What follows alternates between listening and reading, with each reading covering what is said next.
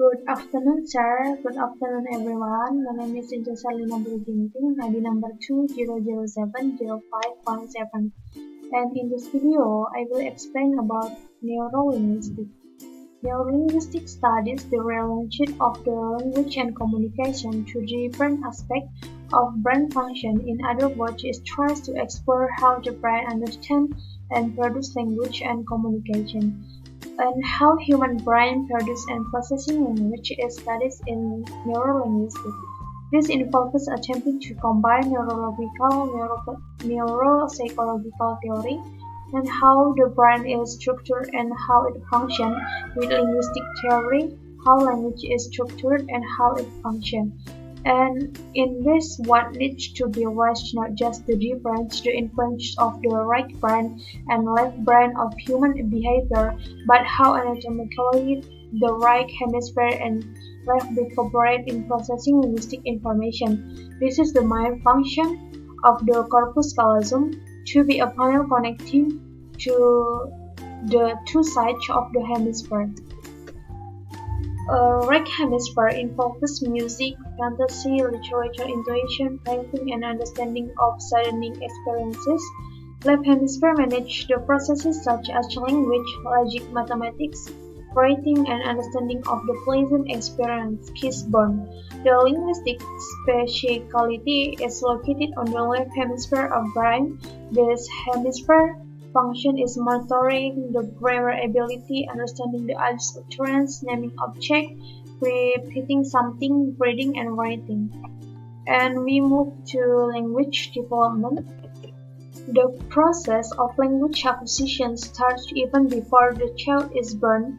It is the last month in the womb the fetus is able to recognize melody and the rhythm of each native language, Karmilov and Karmilov-Smith. This is one of the theories also put forward by Chomsky. And next we discuss about what happens to language and communication after brain damage of different types. Not only acquired language disorder, but also developmental language disorder, that is disorder that are found in children who have not experienced any specific lesion even are of interest to neurolinguistics. Neurolinguistic approach to developmental language disorders such as SLI, specific language disorder, and developmental reading and writing problems, including dysclasia. And next, dysclasia is a disorder that occurs in children, and development dysclasia.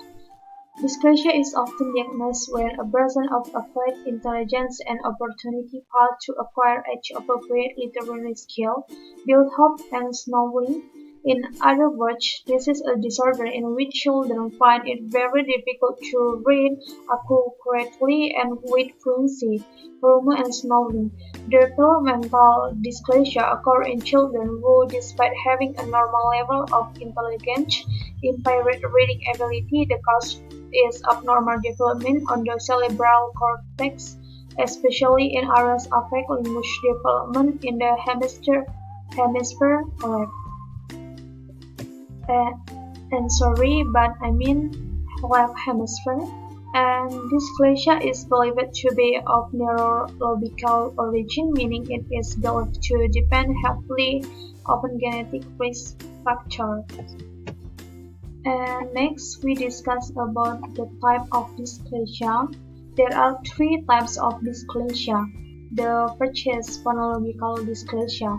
Phonological dysclasia occurs in patients with brain damage around the connective tissue of lobes, parietal, occipital, and temporal lobes. And as a result, the brain have difficulty reading phonetically, meaning that he is only able to retrieve what he had known before the brain damage it happened. He can recognize the word news.